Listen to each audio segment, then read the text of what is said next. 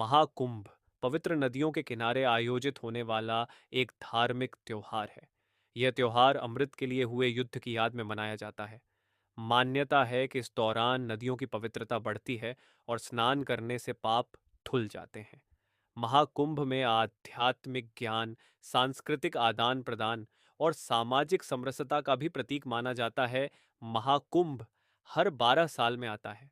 12 कुंभ मेलों के बाद यानी 144 साल बाद महाकुंभ आता है।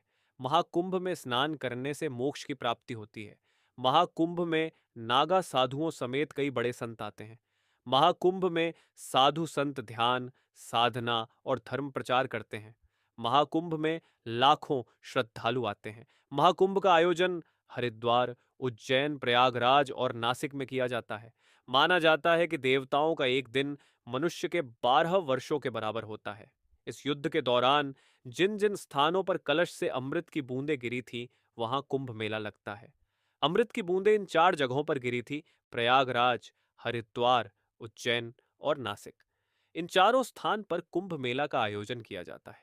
किया। रुको मेरे प्यारे भाई, अगर आपको ऐसे ही दिलचस्प कहानी सुनने की इच्छा हो तो आप लोग मेरे चैनल को सब्सक्राइब करें ताकि हमें और वीडियो बनाने की अनुभव मिल सके। तो चलिए कहानी में वापस आते हैं। पूरे 12 वर्षों के बाद महाकुंभ मेला का आयोजन किया जाता है। महाकुंभ सबसे बड़ा और प्रमुख धार्मिक अनुष्ठान माना जाता है। कुंभ मेला में लाखों करोड़ों की संख्या में श्रद्धालु आते हैं। कहते हैं कि जो भी व्यक्ति कुंभ स्नान कर लेता है उसके सभी पाप मिट जाते हैं। इतना ही नहीं, उसकी सभी मनोकामनाएं भी पूरी होती हैं।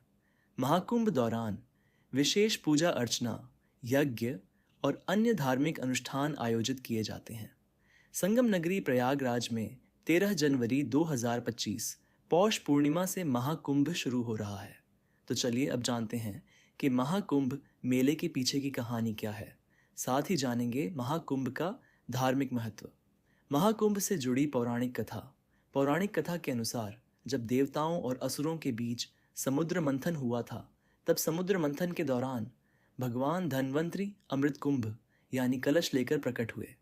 देवताओं के संकेत पर इंद्रपुत्र जयंत अमृत से भरा कलश लेकर बड़े भागने लगे और असुर जयंत के पीछे भागने लगे। अमृत कलश की प्राप्ति के लिए देवताओं और दैत्यों के बीच 12 दिन तक भयंकर युद्ध हुआ। माना जाता है कि देवताओं का एक दिन मनुष्य के 12 वर्षों के बराबर होता है। इस युद्ध के दौरान जिन जिन स्थानों पर कलश से अमृत की बूंदें गिरी थीं, वहां कुंभ मेला लगता है। अमृत की बूंदें इन 4 जगहों पर गिरी थीं: प्रयागराज, हरिद्वार, उज्जैन और नासिक। इन चारों स्थान पर कुंभ मेला का आयोजन किया जाता है। महाकुंभ में स्नान करने से व्यक्ति के सभी पाप धुल जाते हैं। इतना ही नहीं, कुंभ में स्नान करने से मोक्ष की प्राप्ति भी होती है।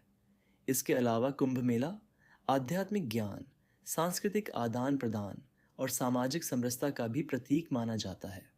लोग आध्यात्मिक ज्ञान और मानसिक शांति के लिए भी कुंभ मेला में आते हैं। बता दें कि महाकुंभ में नागा साधु से लेकर अन्य अलग अलग बड़े बड़े संत पधारते हैं, जिनका आशीर्वाद लेने के लिए श्रद्धालु दूर दूर से कुंभ मेला में शामिल होने आते तो हैं। उम्मीद है कि आपको हमारी आज की कुंभ क्यों मनाया जाता स्टोरी अच्छी लगी होगी। तो मिलते हैं एक और नए कहानी के साथ। तब तक के लिए आप सब हमारे चैनल को सब्सक्राइब करके रखिए और वीडियो को लाइक करें, शेयर करें।